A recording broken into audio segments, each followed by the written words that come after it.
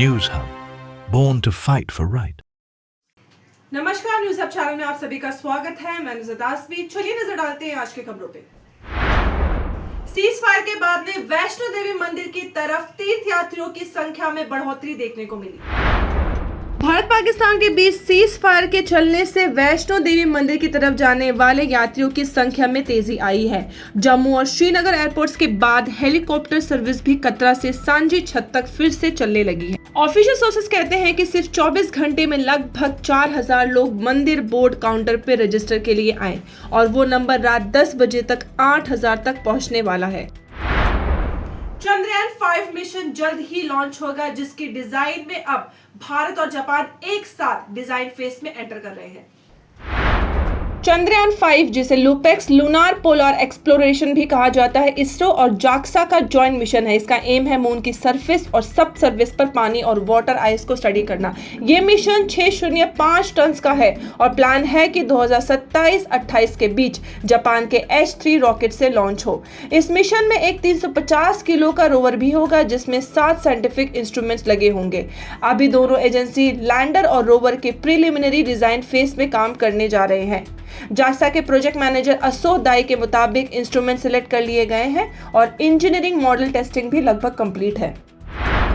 मणिपुर के चंदेल में Indo Myanmar border के पास में 10 उग्रवादियों की मौत हुई। ऑपरेशन अभी भी जारी है। इंडियन आर्मी के ईस्टर्न कमांड के असम राइफल यूनिट ने बुधवार को मणिपुर के चंदेल डिस्ट्रिक्ट के न्यू समतल गांव केंजोय तहसील के पास एक खास इंटेलिजेंस पर ऑपरेशन शुरू किया। आर्मी ने वहां घूम रहे आर्म मिलिटेंट्स को पकड़ने के लिए यह कदम उठाया है। अब तक 10 मिलिटेंट्स मर चुके हैं। ऑपरेशन अभी भी चल रहा है और ज्यादा जानकारी मिलते ही उनकी पहचान और संबंध के बारे में बताया जाएगा। आर्मी इस पूरे मामले पर नजर बनाए है ताकि बॉर्डर एरिया में सुरक्षा बनाई रहे।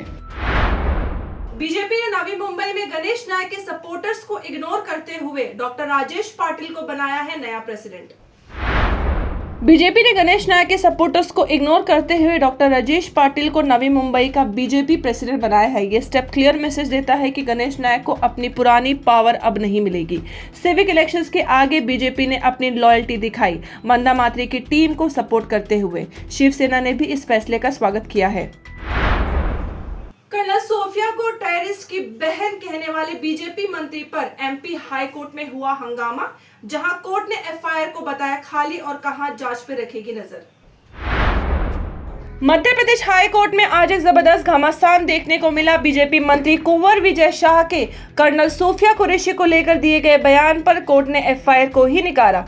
कहा एफआईआर में दम नहीं है, ऐसे ड्राफ्ट की गई है कि तुरंत स्क्वैश हो जाए। कोर्ट ने कहा ये एफआईआर सिर्फ एक ऑर्डर का कॉपी पेस्ट है, जिसमें ना तो घटना का जिक्र है ना ही किसी अपराध के एलिमेंट्स। हाई कोर्ट ने कहा कि अब वो खुद करेंगे इन्वेस्टिगेशन की मॉनिटरिंग, क्योंकि पुलिस पर भरोसा नहीं है। कर्नल सोफिया, जिन्होंने ऑपरेशन सिंदूर के बारे में प्रेस को ब्रीफिंग किया था, इस वक्त देश किस हालत में है समझना होगा।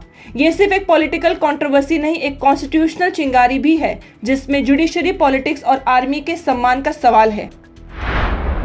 वक्फ लॉ पर सुप्रीम कोर्ट की बड़ी सुनवाई अब 20 मई को होगी। सुप्रीम कोर्ट के चीफ जस्टिस BR गवई और जस्टिस ऑगस्टिन जॉन मसीह की बेंच ने वक्फ अमेंडमेंट एक्ट 2025 पर इंटीरियम स्टे की रिक्वेस्ट पर सुनवाई के लिए 20 मई को पूरा दिन रिजर्व किया है। CJI ने लॉयर से कहा है कि सारे आर्ग्यूमेंट्स और लीगल पॉइंट्स पहले से सबमिट करें ताकि केस एडजर्न ना हो। कोर्ट ने क्लियर किया है कि 1995 के वक्फ एक्ट के प्रोविजन को स्टे करने वाली कोई भी प्ली कंसिडर नहीं की जाएगी। SG तुषार मेहता, जो सरकार की तरफ से है, और SR एडवोकेट कपिल सिबाल पेटिशनर की तरफ से हैं, उन्होंने अगले हफ्ते हियरिंग का सुझाव दिया। पहली सुनवाई 5 मई को जस्टिस संजीव खन्ना की स्पेशल बेंच के सामने हुई थी, लेकिन उन्होंने रिटायरमेंट के कारण आगे सुनवाई से मना कर दिया था। प्रेसिडेंट द्रौपदी मुर्मू ने सुप्रीम कोर्ट को एक रेफरेंस भेजा है, जिसमें 14 इंपॉर्टेंट लीगल सवाल पूछे गए हैं। आइए जानते हैं पूरी जानकारी। प्रेसिडेंट द्रौपदी मुर्मू ने सुप्रीम कोर्ट के रीसेंट रूलिंग पर सवाल उठाया है, जिसमें कोर्ट ने गवर्नर और प्रेसिडेंट को बिल पर टाइम बाउंड डिसीजन देने को कहा था। आर्टिकल 143(1) के तहत प्रेसिडेंट ने सुप्रीम कोर्ट को एक रेफरेंस भेजा है, जिसमें 14 इंपॉर्टेंट लीगल सवाल पूछे गए हैं। प्रेसिडेंट का कहना है कि डीम्ड एसेट अगर डेडलाइन में एक्शन ना हो तो बिल मान लिया जाए, कॉन्स्टिट्यूशन के बेसिक स्ट्रक्चर के खिलाफ है। आर्टिकल 200 और 201 में किसी डेडलाइन का जिक्र नहीं है। प्रेसिडेंट ने पूछा, क्या supreme court judiciary deadline decide कर सकती है प्रेसिडेंट और गवर्नर के लिए? सुप्रीम कोर्ट ने अप्रैल में कहा था कि गवर्नर को 3 मंथ्स मिलते हैं, डिसीजन लेना होगा वरना जुडिशियल रिव्यू हो सकती है। वाइस प्रेसिडेंट जगदीप धनखड़ ने भी सुप्रीम कोर्ट के रूलिंग को क्रिटिसाइज किया है, कहकर कि जुडिशरी अब एग्जीक्यूटिव और लेजिस्लेचर की पावर भी यूज कर रही है।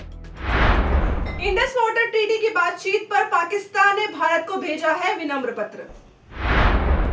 पहलगाम आतंकी हमले के बाद में भारत ने इंडस वाटर ट्रीटी को रोक दिया था। अब पाकिस्तान ने एक लेटर भेजा है, ये लिखकर कि वो इंडस वाटर ट्रीटी दोबारा शुरू करने की बात करे। पत्र में पाकिस्तान ने भारत से कहा है कि वो अपने रिप्रेजेंटेटिव नॉमिनेट करे ताकि उनके इंडस कमिश्नर के साथ बातचीत हो सके। पत्र में ना ऑपरेशन सिंदूर का जिक्र है, ना ही 5 मई को बगलिहार और सलाल डैम से पानी छोड़ने की बात की गई है। भारत ने अभी तक पत्र का जवाब नहीं दिया है। इंडस वाटर ट्रीटी 1960 से एक्टिव है, लेकिन अब भारत चाह रहा है कि ट्रीटी को गवर्नमेंट लेवल पर रीनेगोशिएट किया जाए, ना कि सिर्फ इंडस कमीशन के थ्रू। आज सुबह फिर से जम्मू एंड कश्मीर के अवंतीपुरा में 3 आतंकियों का एनकाउंटर हुआ। जम्मू एंड कश्मीर के अवंतीपुरा में आज सुबह एक बड़ा एनकाउंटर में 3 आतंकियों को टेररिस्ट फोर्सेस ने मार दिया। एनकाउंटर नादेर और ट्राल एरिया में हुआ, जहां टेररिस्ट के रेसिडेंशियल हाउस में छुपे थे। ये 48 घंटे में दूसरा बड़ा एनकाउंटर है। इससे पहले 13 मई को सोफियान में भी 3 आतंकियों को मारा था। पिछले कुछ दिनों से कश्मीर में फ्रीक्वेंट ऑपरेशन हो रहे हैं, खासकर अप्रैल 22 के पहलगाम आतंकी हमले के बाद, जिसमें 26 लोग मारे गए थे। भारत ने 7 मई को ऑपरेशन सिंदूर लॉन्च किया था, जिसमें पाकिस्तान और पीओके के टेरर बेसिस को टारगेट किया गया था। 10 मई को भारत पाकिस्तान के बीच सीज फायर हुआ था, लेकिन पाकिस्तान ने कुछ ही घंटों बाद उसका उल्लंघन कर दिया था। मुंबई की मेट्रो एक्वा लाइन में अब मोबाइल नेटवर्क फेल हो रहे हैं, जिससे यात्री हो रहे हैं परेशान। मुंबई के पहले अंडरग्राउंड मेट्रो एक्वा लाइन में बुधवार को मोबाइल फोन्स पूरे ब्लैंक हो गए, जिसके चलते ना लोग कॉल कर पाए ना टिकट खरीद पाए। स्टेशन पर लगा एडवाइजरी कहता है कि मेट्रो ऐप से टिकट पहले ही ऑफलाइन मोड में सेव करें। स्टेशन पर लगा एडवाइजरी कहता है कि मेट्रो ऐप से टिकट पहले ही ऑफलाइन मोड में सेव कर ले। ये दिक्कत टेलीकॉम ऑपरेशन और एमएमआरसी के बीच डिस्प्यूट की वजह से हुई है। एमएमआरसी ने बोला कि उन्होंने न्यूट्रल इंफ्रा प्रोवाइडर के थ्रू फेयर टेंडर प्रोसेस में सिस्टम लगवाया है और टेलकॉस ने भी इनिशियली सपोर्ट दिया था। थाने को मिली पहली मेट्रो, दहीसर काशीगांव लाइन 9 का ट्रायल शुरू हुआ। थाने डिस्ट्रिक्ट में पहली बार मेट्रो लाइन 9 का फेज 1 ट्रायल रन स्टार्ट हुआ है, जिसमें दहीसर ईस्ट से काशीगांव तक 404 किलोमीटर का स्ट्रेच कवर किया जाएगा। इस डबल डेकर वायडक्ट पर मेट्रो और फ्लाईओवर दोनों एक साथ चलेंगे। एमएमआर में पहले ऐसा प्रोजेक्ट है। लाइन 9 कनेक्ट करेगी मीरा भयंदर से एयरपोर्ट, अंधेरी, घाटकोपर और लिंक रोड तक, और फ्यूचर में थाने से वसई विरार से भी जोड़ेगी। ये मेट्रो इको फ्रेंडली है, कंजेशन कम करेगी और पोल्यूशन कंट्रोल में मदद करेगी।